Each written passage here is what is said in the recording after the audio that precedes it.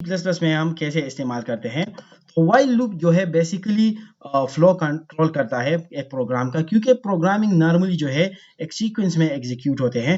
For example statement 1, फिर उसके बाद statement number 2, statement number 3, statement number 4 और लास्ट में हम प्रोग्राम को एग्जिट करते हैं, यानी एंड स्टेटमेंट तक। अब इस तरह के प्रोग्राम्स को जो है इसके फ्लो को कंट्रोल करने के लिए हम जो है मुख्तलिफ कंडीशनल ऑपरेटर्स का इस्तेमाल करते हैं, conditional statements control flow structures का इस्तेमाल करते हैं। इसकी वजह से जो है एक प्रोग्राम के फ्लो को कंट्रोल करते हैं कि प्रोग्राम को हमने कहाँ पर कैसे यूज़ करना होता है, कौन सी जगह पर एक प्रोग्राम में जो है हमने एग्जिट लगाना होता है या कंटिन्यू लगाना पड़ता है, या इसके अलावा अगर हम प्रोग्राम में किसी स्पेसिफिक कोड पर कोई कंडीशन वगैरह लगाना चाहते हैं, अगर वो कंडीशन ट्रू हो जाता है तो उसके मुताबिक फिर उस कोड को एग्जीक्यूट करना पड़ता है, अदरवाइज प्रोग्राम को हम जो है कंटिन्यू रखते हैं। तो इस तरह के प्रोग्राम में जो है हम in while loop control structure को इस्तेमाल करते हैं। इस तरह और भी बहुत ज़्यादा कंट्रोल स्ट्रक्चर्स है, इफ़ है, नेस्टेड इफ एल्स है, स्विच कंट्रोल स्ट्रक्चर है, इसके अलावा फॉर लूप्स है। तो ये मुख्तलिफ कंट्रोल स्ट्रक्चर्स के ज़रिए हम किसी भी प्रोग्राम के फ्लो को कंट्रोल करते हैं। एक ख़ास कोड को अगर हम एग्जीक्यूट करना चाहते हैं तो उसके के लिए हम फिर मुख्तलिफ कंट्रोल स्ट्रक्चर्स का इस्तेमाल करते हैं। तो इस वीडियो में हम जो है वाइल लूप को पढ़ने वाले हैं। A while loop statement repeatedly execute a target statement as long as given condition is true।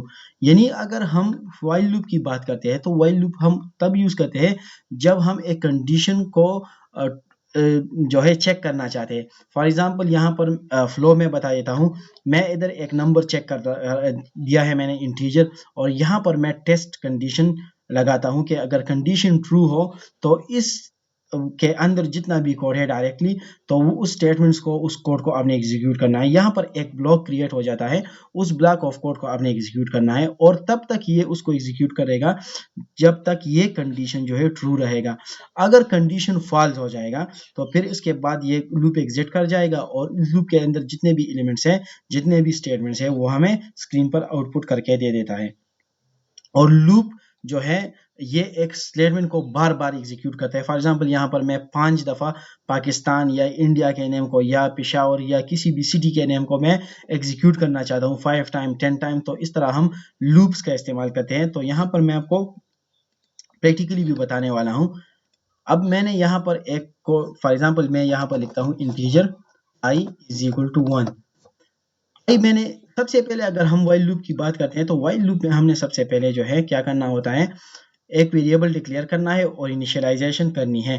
तो मैंने आइट्रेशन के लिए आई लगा दिया है और आई को मैंने 1 से इनिशियलाइज कर दिया है। फिर उसके बाद हम वाइल कीवर्ड का इस्तेमाल करेंगे और यहाँ पर हम कंडीशन को चेक करेंगे।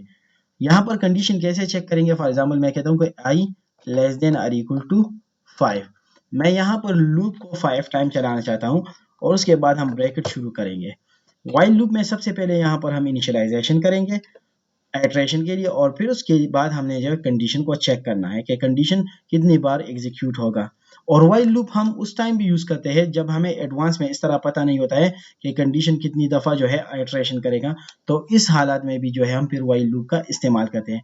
यहाँ पर मैंने वाइल लूप लगाया है वाइल आई लेस देन और इक्वल टू 5 और यहाँ पर मैं क्या करता हूँ, सी आउट कर लेता हूँ आई को और यहाँ पर एंड लाइन लगाता हूँ। इसके बाद में आई प्लस प्लस और इंक्रीमेंट जो है हम लास्ट में करते हैं। इंक्रीमेंट हम लास्ट में करते हैं। फॉर लूप में हम यहाँ पर कंडीशन के दौरान ही इनिशियलाइजेशन भी करते हैं, कंडीशन को चेक भी करते हैं और इंक्रीमेंट और डिक्रीमेंट भी करते हैं।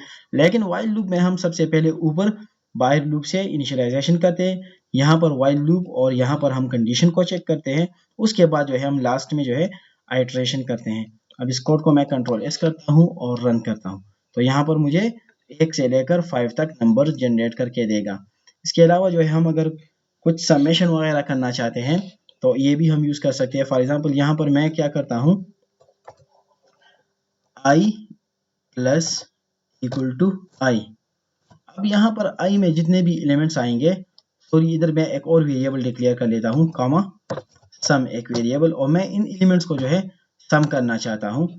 तो इसके लिए मैं क्या करता हूँ कि यहाँ पर सम प्लस इक्वल टू आई कर लेता हूँ और यहाँ लास्ट में जो है लूप से बाहर उसको मैं सी आउट कर लेता हूँ, सी आउट और सम ऑफ लूप वैल्यूज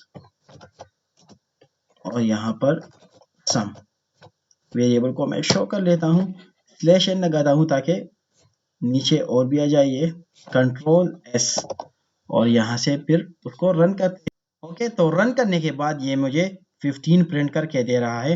1 + 2 3, 3 + 3 6, 6 + 4 10 और 1 5 15। तो इस तरह जो है हम वाइल लूप का इस्तेमाल करते हैं। Thank you.